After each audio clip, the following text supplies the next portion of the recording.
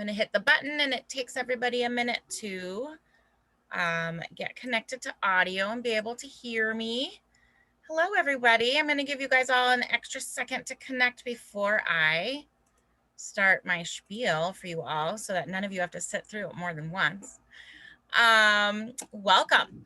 As you're logging in tonight, your cameras and microphones have been set to remain off. So if you could keep them off, that'd be great. I'm Carrie. I'm from May Anderson's events team. Before we get started, I just want to take a minute to welcome you to our event with Mary McCoy. Thank you all for being here tonight. The Andersons family, of course, has been selling books independently in the Chicagoland area since 1875, believe it or not. So we've made it through some really tough times before. We made it through the last pandemic and we all got through it. And we're going to make it through this time as well. It doesn't look the same now as it did before, but we're getting through it. And we just want to let you guys know that your support of this event tonight by attending and your purchase of the book through us allows us to remain in business, and that's personal to us, and we are just really truly grateful to it. A couple of things about tonight's event right before we get started. As mentioned previously, your cameras and microphones are off for the duration of the event because it cuts down on distraction and, of course, that dreaded Zoom lag. Everything just runs a little smoother when they're off. So please keep them off. If you'd like to ask questions, though, we will have a Q&A session at the end, which is always fun. So please submit those questions at any time during the author's conversation just through the chat function here at the bottom of your screen on Zoom. And then at the end, Amy will go through them all. So just keep them coming. And I gotta say this, I know those of you who come to these events a lot have heard me say it a million times.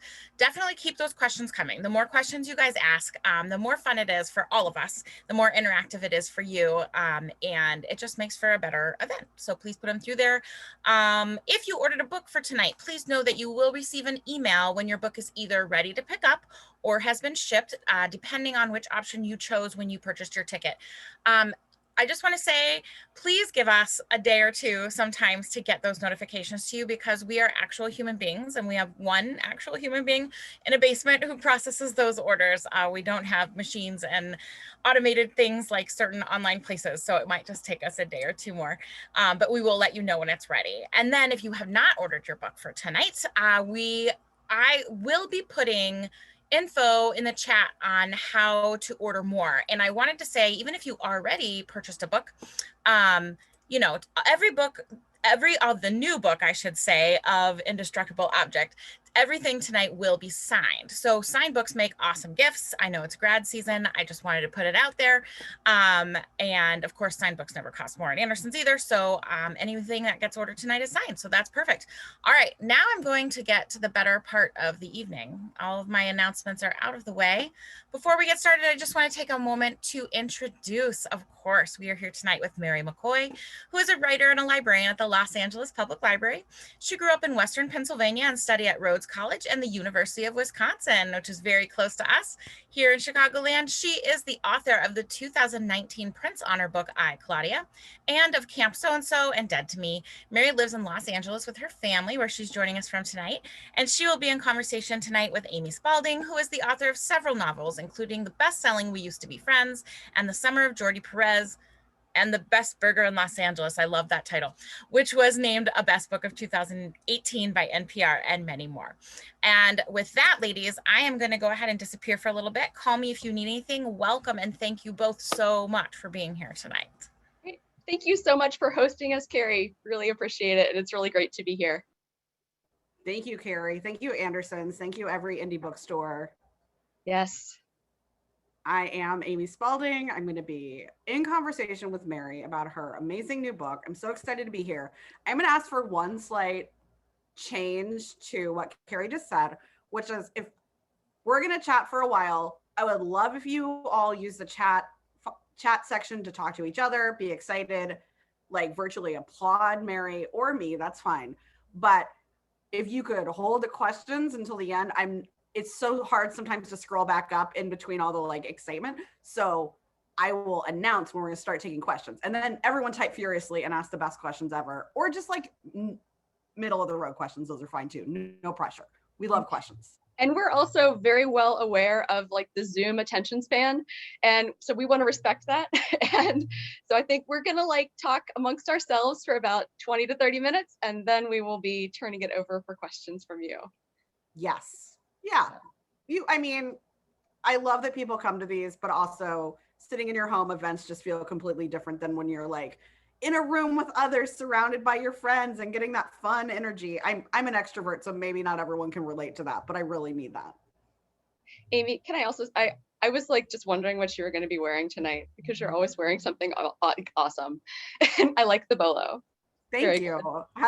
You can't tell from here, but it has a little cat on it. So Oh. This happened because I was watching Top Chef last season with some friends. Like we were texting while watching it because we couldn't see each other in person. And someone had a cool bolo tie on, and I asked if anyone thought you could wear a femme bolo. Did that exist? And Yeah. then a friend sent me this link to Etsy, and I was like, nailed it. It's good. Now I'm a bolo tie person, but we're not here for bolo ties. We're here for books. Imagine if this was secretly just a panel about bolo ties and we'd sucked everyone in. So Indestructible Object came out just yesterday. I loved this book so much. Many of the people watching may have already purchased it and read it. They're excited to hear more about it from you. But for those watching who have not read it yet, who have not glimpsed at the synopsis, can you just give us a little spiel about what this book's about? I was going to say why you wrote it. You don't have to say that if you don't, maybe your inspiration, etc. We all have different ways we talk about the art we make, which is, also a lot of what the book's about, actually. That's exactly what the book is about. Yeah. And it's a book about, the main character's name is Lee Swan. She's just graduated from high school, and she spent the past 2 years of her life getting her life exactly how she wants it. It's perfect. She has like this boyfriend and they're so perfect. They're like this high school power couple. They do a podcast together called Artists in Love. And then he breaks up with her in the middle of one of their episodes of the podcast. At the same time. How dare he? I said, how dare he? I know. But he has good reasons and he's good. He's not. Yeah. And then her parents are splitting up and she ends up getting fired from her job. So basically everything in her perfect life that she had just how she wanted it is taken out from under her. The other thing that's kind of important about this book is it's set in Memphis.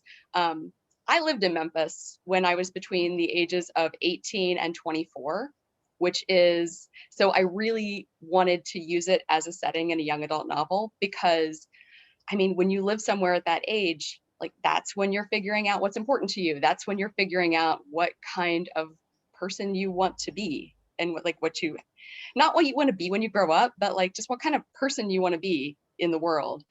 And so kind of putting those two things together, that was kind of how the book came about. And I like to do, I don't know, I heard something recently that was like, on the subject of outlining. And they were like, if you're writing series fiction, if you're writing genre fiction, like writing an outline is pretty much indispensable. But if you're writing something that's a little quieter and a little more character driven, it can actually kind of hem you in a bit. And so what I like doing with my books is I like to take a character and kind of wind them up with some kind of series of scenarios and then just like see where they wander off to. So you do a lot of winding with this book because in the span of the first chapter or two, so much happens that feels very painful. I saw someone write a review and they were like, okay, this pile on of circumstances, it seems like a lot. But then she was like, but isn't that how it is in life? It's like one thing falls apart and then kind of everything is like suddenly catching on fire. And yeah. Plus then everything else starts to feel worse. Like one thing you could handle on its own, but then when the second thing hits, it's so much harder. And then when the third thing hits, you have like no emotional bandwidth left. So this was a good book to be editing during 2020. I was like, so what was your time? So for those of you watching who are not authors or people in the publishing industry, the timing of books is kind of weird and long because we have to write them. They have to be edited in a story way. They have to be like line edited. They have to be copy edited. On top of that, like a book is a physical product. So they have to design it. They have to make it. They have to ship it. So there are usually like 2 years built in. If a book came out this week, for example, like Mary's, she probably sold this book 2 years ago and has been working on it for even longer. So that means when it was just like a dream in your head, there was no pandemic. That's right. And this is like, so it's a hangout book. The whole book is full of characters just like running around Memphis, going to video stores, and like, because there is one cool video store in Memphis called the Black Lodge, after the David Lynch Twin Peaks thing. And they go there, they're like going to bookstores, they're going to coffee shops. And so I was editing this book. It was like, you know, I got sent home from work on March 14th, I want to say. LA shut down on March 19th. I got my editorial letter from my editor at Simon & Schuster on March 28th. Oh and my God. I burst into tears because I was like, how can I do this? Yeah. But because Did. I mean, this is a book, even though it's a book that's about like painful and difficult feelings, it's about a lot of like kind of lovely, beautiful feelings as well. And it's about art. And I actually found through most of 2020 that working on it was kind of a balm, and kind of an escape. And I really enjoyed being able to step into it. So this is an in conversation. So I want to ask you, Amy, like for 2020, I mean, you recently sold 2 books that you have coming out soon. I like mean, one was also a 2-book deal, so it was 3 books, but whatever. Okay. So you had a productive 2020. Like you had a creative 2020. Like how did that happen? So, oh my gosh. When it started, I was in no shape to be writing at all. I tried in my head. So secretly, I had decided I wanted to write a book for adults. I'd never done this ever. Always written YA. Even before I knew what YA was, I was writing YA. I thought that's all I would ever do. I said it in an interview. You can probably Google me and find interviews where I'm like, that's all I'll ever do, probably. But I really wanted, I was so inspired by so many of the romances and romantic comedies I was reading. And they were like the balm for my soul when things were tough and headed into lockdown, et cetera. I was like keeping myself sort of sane with them. And I like for the last year-ish, I'd been like, I want to write one, but I don't know. Can I do it? I don't know. And I had no creative energy left when the lockdown started because my day job is in film marketing and not like digital film, not like streaming film, like theatrical film. And so our work was just like going away and I had a pay cut and I didn't know if my ad agency would stay open. I didn't know if I'd have stuff to do. And I was just scared every single day. And that is for me, I don't know about you. That's not a place I can be creative from. Absolutely not. Maybe if I had a deadline, I could have pushed through, but like no one was asking for this. This was just a thing I decided to do on my own. So I just I wasn't sure. And then one of my friends said, "Oh, I know it's hard for you to think about, but remember that really shitty thing that happened to you? Wouldn't that be a fun like start for a romantic comedy?" And I was like, I secretly thought that too. And if 2 of us think it, it must be right. So I started writing a different idea in August and it became the thing that kept me like sane. Every spare moment I had, I was just sitting down and working on this romantic comedy. And I think because I didn't owe it to anyone, it like, I didn't have an editor. My agent didn't know I was working on it. Like when like I would get caught up with my day job, I would just sit down and write every day. And you know how it is because books are long. You just slowly watch it grow from like a little Word document to like hundreds of pages. And you're like, wait, I'm doing this. I'm a gardener. And it just sort of happened. And then a friend was like, what are you working on? And I was like, I'll tell you a secret. I'm writing a book for adults. I'm thinking about it. And she's like, I'd love to read what you have. And I sent her like the first 100 pages. She's like, oh, I thought when you said you're thinking about it, you were thinking about it. You've written like. You actually like wrote the book. And she was so enthusiastic. It really sort of like made me even more excited to keep writing. And then in the meantime, the book I wrote a proposal for in 2019, my next YA, finally sold, which is weird because I'd kind of forgotten about it. But I mean, honestly, the business of publishing, they wanted to see my first, half of the year sales of my previous book. And then Right. they were like, we approve of them. You can write another book for us. So Publishing is funny like that. I mean, I've always written, because like you, I have that situation where I have a like full-time day job. And I think the idea of writing something under contract with a deadline, I don't actually know if I can do it. I'm sure I can do it. I write under deadline all the time.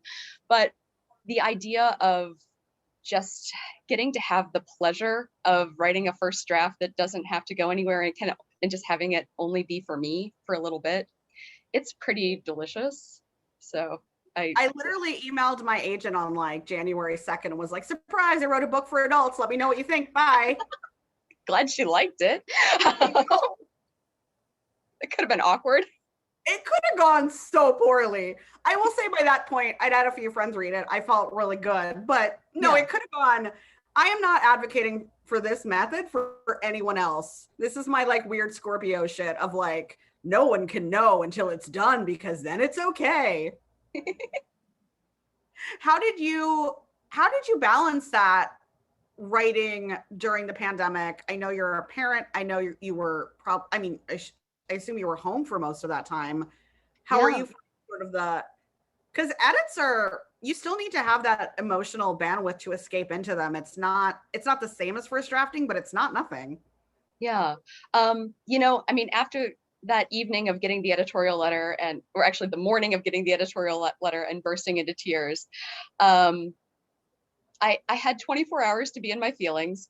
And then fortunately, I've always been a nighttime writer. Like I've always, that window between like 8 p.m. and 10 or however late I feel like going. That's always when I feel like I write the best and when I'm just the most in my zone. And so that's what I continued to do. And just, I'm also not necessarily an every night writer. Even when I'm on a deadline, I want to do that quality of life thing. So I was maybe writing 5 nights a week tops and, worked really hard for a couple of months, got it sent in and, just kind of got through the pandemic. Worked from home for a couple of months. And then starting last summer, I was actually going into work. Like I was going into the library and doing curbside service, which was pretty wild. And I kind of miss it. Like the only people I know who was like working in that sense. Yeah, it was weird because there was nobody in the library. I'm used to my building just being full of people and just like talking to people all the time. And I didn't even talk to my coworkers because we were all masked up, keeping like very great distance from one another and doing our own thing. So I would just like put headphones on, listen to a million podcasts, and which was also, helpful. She's making a podcast.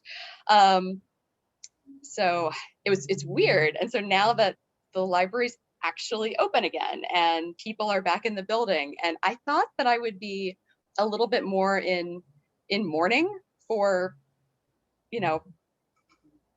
that heads down kind of just do the work kind of time, but nope, don't miss it. It's gone. Like I was sad for like 2 days and now I'm like, the people are back. And so weird how quickly it just felt like normal again. It went just so quickly from being like, how will things ever be the same again to like, kind of feels the same actually. Yeah, it really does. And I mean, like right now, like Dodger Stadium is back at capacity and like the traffic up to Dodger Stadium goes around like past my house. So it's loud again. But like comforting, I feel like. Yeah, comforting. Oh, yay. Yep. Someone here who's a librarian. I can't even imagine that. Like, I don't work with the public. I'm just like in an office. But I can't, we're all back now and it's just nice to be around humans again. Yeah. I was at work and then there were just a bunch of my coworkers standing around in the break room, just chit-chatting. And it was so nice. Like that hadn't happened in so long. So you mentioned podcasts. I want to talk to you about obviously, as you mentioned, main character and her boyfriend have a podcast in the book. And it's important to the plot, obviously. So I'd love to hear how was that sort of the first idea you had going? Because it feels like it's so strong at the beginning, reading these transcripts of the podcast, thinking about how this would sound, thinking about sharing your personal life in this way, because it's not live, it's edited, which means they have a choice on what's going out and they choose to put some really personal things out. They do. I'd love to hear more about how you sort of built that podcast world. It's funny. One of my favorite lines in the book, the main character, her mom is a poet, and her poetry actually shows up in the book a couple of times. My poetry, actually. And I'm sorry, that was a very obvious thing to say. No, it's not, because I have song lyrics in some of my books and I didn't write any of it. So like, give yourself credit. Yes. So one of my friends, John Wolfe, who I see is here, he's just like, your book was just a long con to get people to read poetry. Yeah, it was. But the mom is she's a confessional poet. And at one point, Lee has she's just like, oh, honey, this podcast you and Vincent made, it just kind of seems like a lot of your heart to spill out there on the pavement. And Lee's kind of like, oh gosh, like when a confessional poet tells you that you overshared, like maybe you need to like reconsider your life choices. And she and Vincent do that. They like kind of throw everything out there like for the good of the podcast. And that's like, oh my gosh, so loud traffic. Motorcycles. Hi, motorcycles. Okay. This is also Fast and the Furious neighborhood. So there's a lot of like fans with very loud cars. LA, you know. Yeah. So where was I with that? The podcast, yes. And then so that podcast had a lot of structure to it because it was the kind of podcast that I would have liked to listen to. What's the book? His name is Roman Mars, 99% Invisible, I think is the podcast. Yeah. He has this Roman Mars, his name is Roman Mars, for heaven's sake. Of course, he has a really sexy voice. And then he just talks about beautiful things and art and architecture that you've never noticed before. And it's a little pretentious, but it's super good, so you forgive it. And I kind of imagine Vincent and Lee's podcast being like that.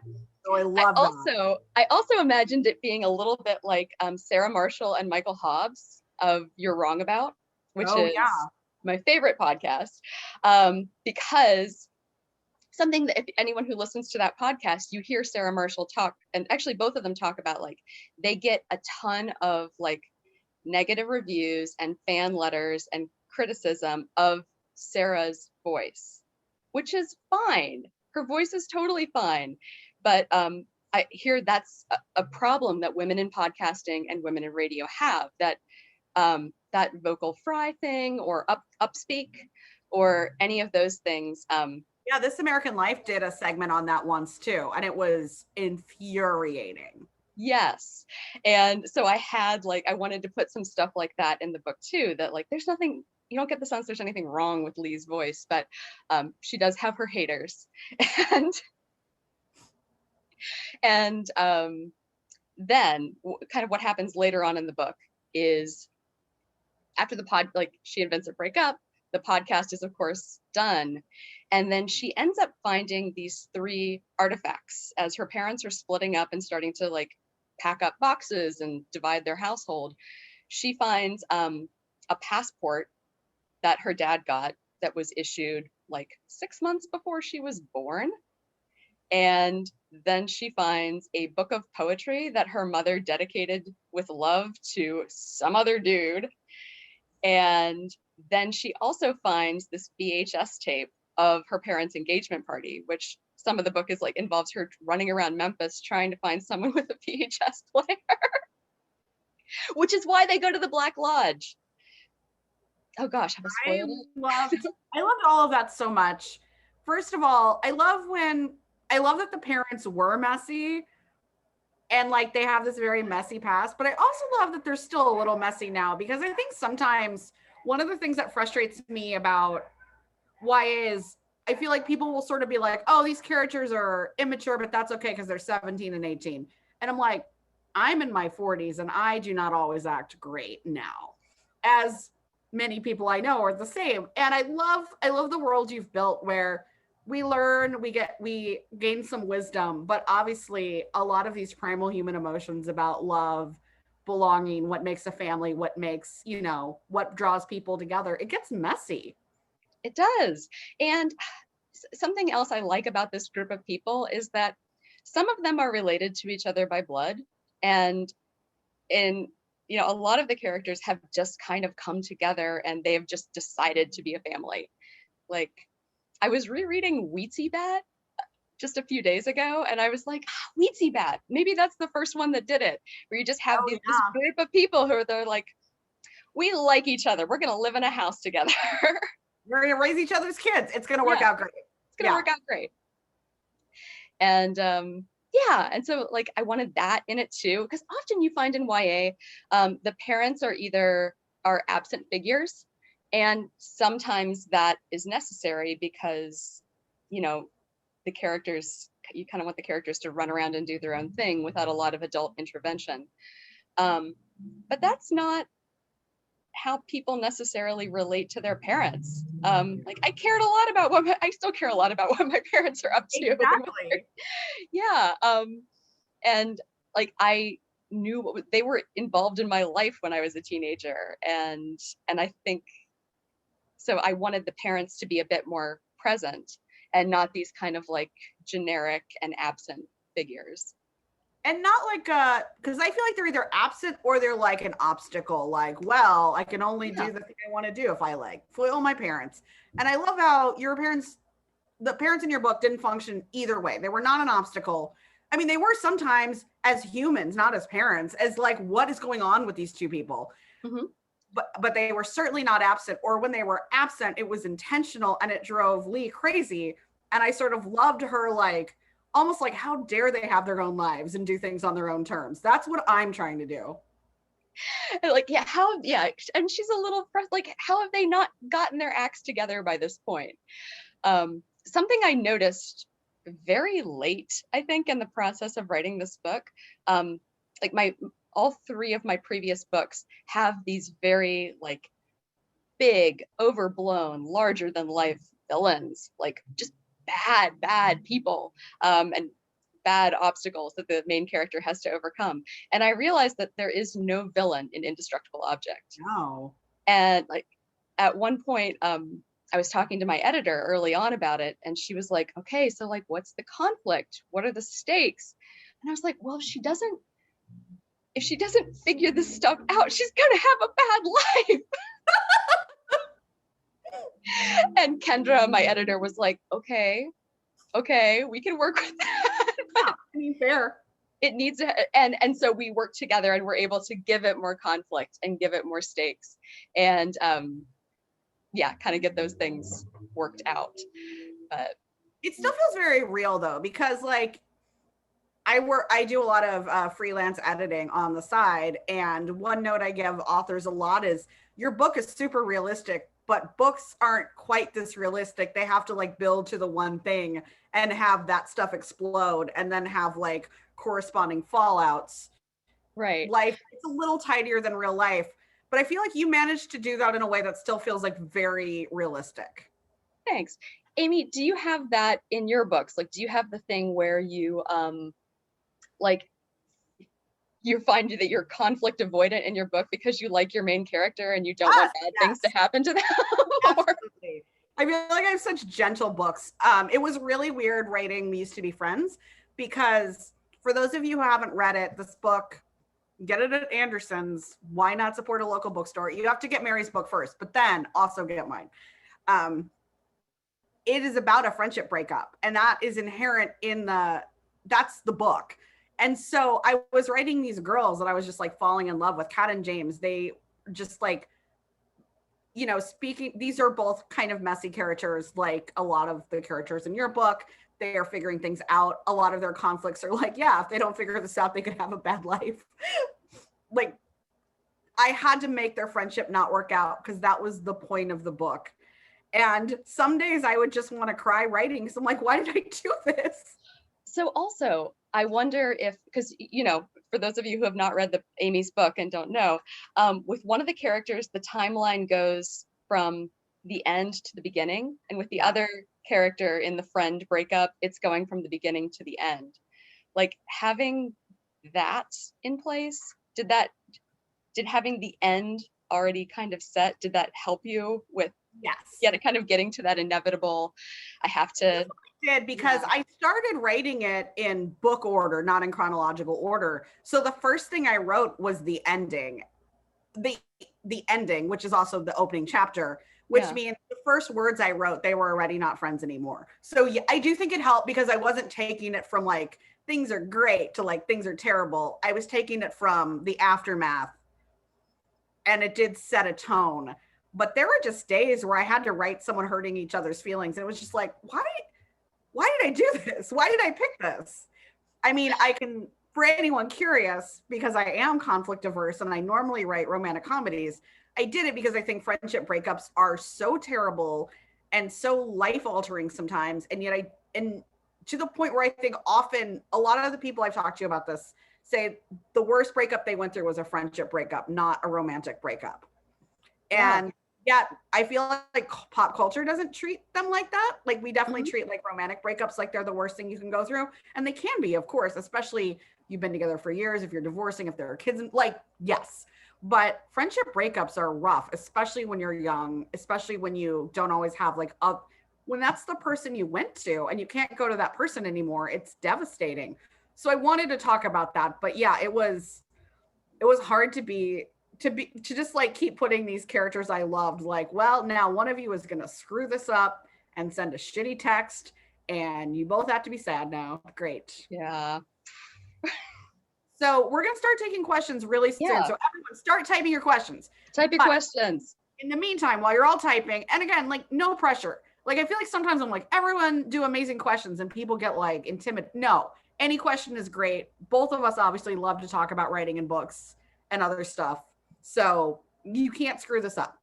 So while they're typing, just cool questions. I would love to hear from you about writing Memphis because I've never been to Memphis.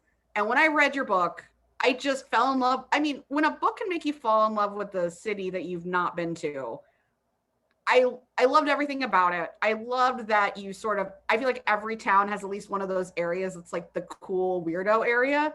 Yes. I loved that your book was very much about that. So I'd love to hear about, because you have lived there, but you don't live there now. What was that like writing something that like years after you've left it? Well, it's funny. And I feel, I don't want to like, because this is obviously, it's not true, but when I moved away from Memphis, I was really sad about it. And I was hoping, I was like, I'm going to get back there someday. I'm going to be away for maybe 5 or 6 years, but then I'm going to go back.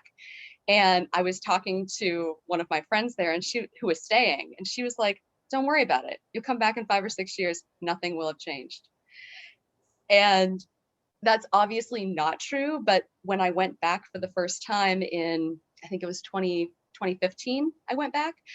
I was surprised how much was the same. There was even like, okay, in Midtown, there was this great sandwich place called the Quick Check. One of my friends from Memphis posted a picture of the Quick Check menu recently. The menu is unchanged from 2001. Even the prices are unchanged.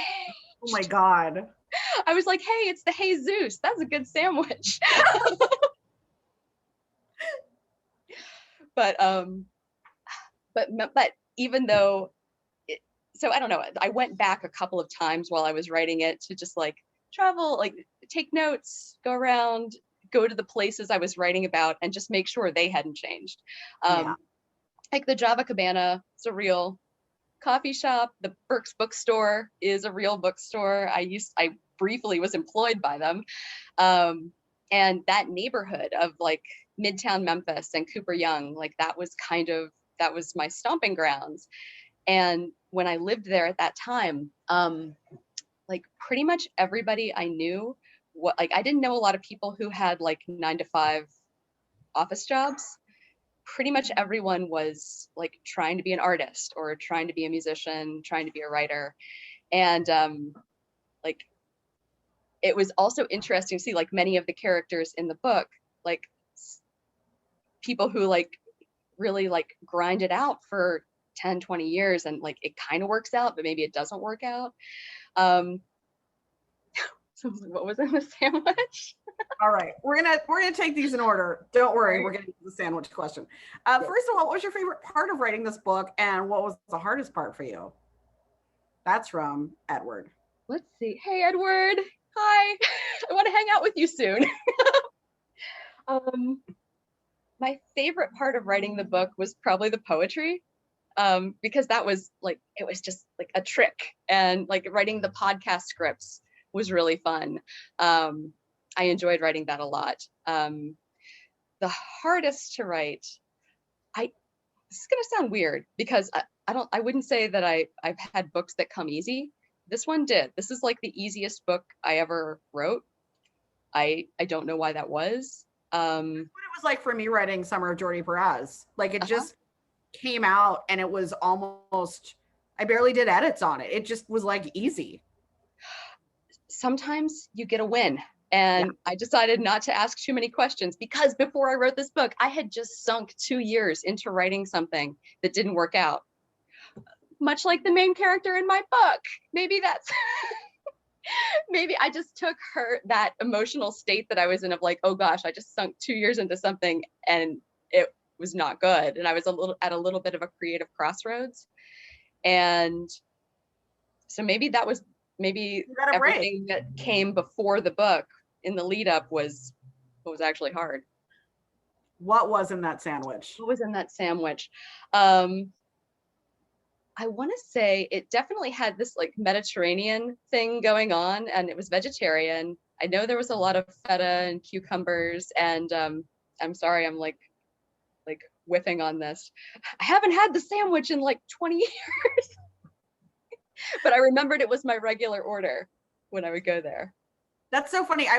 My mom and I were talking about, because we're both from St. Louis and live in LA now, talking about this like fast casual restaurant in St. Louis we miss. And I was like, oh, my regular. I was like, I don't remember barely any part of what was in it, but it was great. So yeah, it's just time passes, we forget things, except for general deliciousness. Just did it like, that was good. I would like to know, is there any part of Memphis that didn't make it into the book that you wished you could have fit?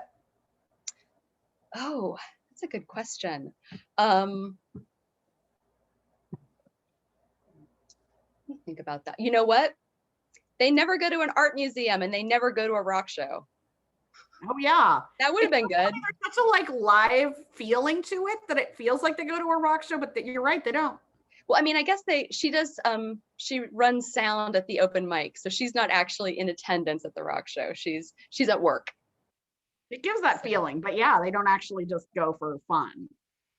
Yeah. Jenny asked this, we got into it a little bit already, but she says she's curious about the inspiration behind the podcast angle. Obviously, we know what kind of podcast inspired it. Like, what made you want to put a podcast in it to begin with? Something I often do in my books is I will have some kind of interesting like structural element. Like my second book, Camp So-and-so, has like, it's written in a 5-act structure. My novel, Claudia, like the last section of the book is written entirely in court transcripts. And so I like doing something interesting structurally. So I think that was kind of where it came from. But I also realized that I just really enjoyed listening to podcasts, and I find those forms an interesting way to tell stories alongside like traditional prose. So I think that's where. Here's a question I think that we both can answer. Christina would like to know, when writing, do you have a good sense of the structure and how the book will end, or do the books take on a life of their own as you're writing them? Yes. It's both. It's both things. Because I kind of know where I want to go, but I don't really know how I'm going to get there. And I just kind of rely on the characters to, I count on knowing the characters and knowing who they are to lead me to where I think they're going to end up. What about you, Amy? In a turn recently, I've become a real hard outliner. And part of that is because writing romantic comedy, the beats are so sort of foretold that if, like, as much as I know the characters, I could take them anywhere. But because the genre is really asking for certain things to happen, I really want to know what those things are going to be so I can be a step ahead of them, so I can set them up. So, and also, you know what the ending is going to be. They're going to kiss and be like, I love you. So I was never an outliner. I really started out writing much more sort of like, let's see where the story goes and let's see what these people do. And I don't know, I feel like I don't even know myself anymore. It's a new era for Amy Spalding. We'll see what happens. Hey, Elizabeth would like to know, embrace the change. Can you read other novels, or is that distracting? Do you steer clear of novels in the same genre? Often I do steer clear of novels, but that was especially true like when I wrote my first novel, which was like a mystery. I read a lot of crime novels and a lot of mystery novels before I wrote it, and then while I was drafting it, like, absolutely not. With YA contemporary, it's not as, they're also different, I feel like. Yeah. I really do feel like when to write an adult romance, I read so many because I was like, I want to understand the genre back and forth. I want to get it. You have to, because like the beats are, if you're not really familiar with the genre, you might be writing some beats that feel really fresh and new to you, but to an experienced reader of that genre, they're like, done to death. I know how to write a YA rom-com, but I know it's not just about making them older and not needing permission from their parents to go places. I know that there are other like subtle differences and overt differences, and I want to understand those before I go in. So I read a ton. And then honestly, while I was writing, I think LA has the greatest library system in the world. And I'm not saying that to suck up to Mary. I think that I love our library system so much. And the ebook lending system, I think, is really how I maintained my sanity and my happiness during the pandemic. Girl, we sunk so much money into those ebooks. Like, I ordered so many ebooks. I recommended so many ebooks, so thank you for buying them. I think our circulation of ebooks went up 300%. It was so lovely. But the funny thing is because I'm always like at my hold maximum, the books just keep coming and I have to read them. I do not pick the order I read books. I read books as they come in from the hold system, or I read my friends' books when I'm going to blurb them, or when there are events coming up, or, I read my friends' books, and that's all I was reading. So also, the really funny thing was, sorry, I have important information here. Important. Yeah. My husband's just passed over his phone with the ingredients in the Jesus wrap. And I misremembered it like horribly. I thought it was vegetarian. No, turkey, roast beef, feta cheese, bell pepper, onion, lettuce, tomato, mayo, mustard, lemon herb dressing, spices, and Parmesan cheese. That sounds so good. I want that right now. Thank you, Brady. All right. We are just going to talk about books and libraries forever. We're going to keep going. We're going to get through these in the next few minutes. How do you come up with names for your characters? Badly. I would like to set up a trade with someone. Like, I will name all of their fictional businesses and corporations and institutions if they will name all my characters. I tend to just like look at my bookshelves, or like I'll just like write down a name and I'll be like, that's a placeholder. I'll go back and change that later. And then I never do. I'm the same way. I'm so glad to hear this, because I feel like some people are like, I looked up the meaning of names and here's the beautiful symbolism. And I'm like, I don't know. I looked at a list of things and it was the one I hated least. Yep. Oh, except for I will say, and We Used to Be Friends, the structure is based on the musical The Last 5 Years. And those characters are named Jamie and Kathy. So I wanted to honor that. So they're named James and Kat in my book. Oh. So that's the only time I did something on purpose. All right. Well, and I mean, like with this book, since all the characters are artists, I was like, okay, Lee Miller, Max Ernst, Vincent van Gogh. And so all the characters are just named after artists. But they're also like normal names. So it doesn't feel like you're like, I try not to do a real heavy hand with like thing. And I think like you did such a nice, those are all names those characters could have anyway. So it's nice. Max says Max is a good name. Max is a good name. Oh, feel like we should be wrapping up. So I'm going to do 2 more questions and then we're going to say goodbye to you. Thank you everyone for making this question part so fun. See, you told them to bring the A game and they did. Also, I'm just like, I haven't seen Mary in person in, obviously over a year, and I'm just so excited to talk to her. So this is flown. We're so happy you're here with us. Mary, this is from John and Leah. I wonder if you would speak generally to your relationship to capital S Southernness generally, and if how this manifests in the book, since it's your first book set in the South. I love this question so much and wish I'd asked it. Dang, John. Dang, Leah. That's a hard one. I mean, I think Patterson Hood of the Drive-By Truckers said it best. Like, he spoke about the duality of the Southern thing. Like, the thing about the South is that it is, and like my relationship to the South is that it's a place that I was, pretty quickly aware was had problems. However, I grew up in a town that had problems. I currently live in a city that has problems. And it was just kind of coming to terms with what those were. And then also realizing that whenever I meet a Southerner who is minded towards civil rights and progressive ideas, and they are generally the coolest person that I ever meet, because they have to stand up for it, and they can't just kind of go along quietly every day, and they don't. And so I find progressive Southerners are the best people I've ever met.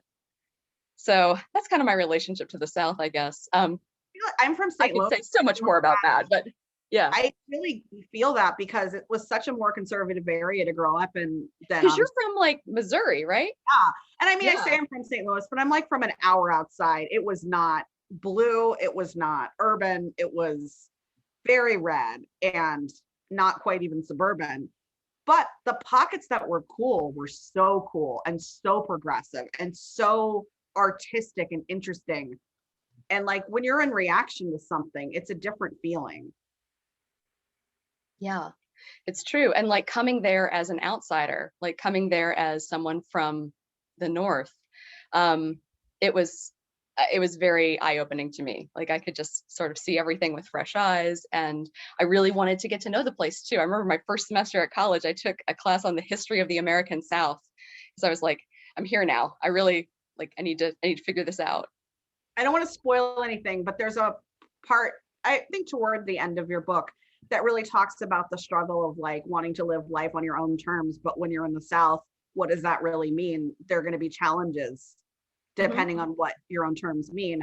And that spoke to me so much, because it's so easy when you get to carve out the space you want to have everything how you want it, like Lee does.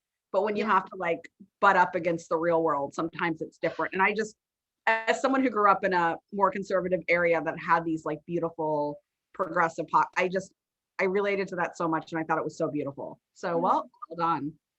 Thank you. Now we're gonna ask one more question, and I think you're gonna be excited about the topic. Maddie asked, what do you love about poetry, and why is it something the mother does besides wanting to secretly sneak in your poetry? I think it was because I already had too many musicians in the book, and I wanted her to be an artist of some kind, and I thought she was probably a writer.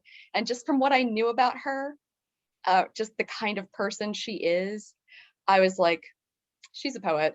She's a confessional poet. She teaches, she adjuncts at U of M, University of Memphis. And I could just see that. And why I love writing poetry, I firmly believe everyone should have at least 2 or 3 hobbies that bring them great joy, that they're not trying to monetize, and that maybe they're not even very good at.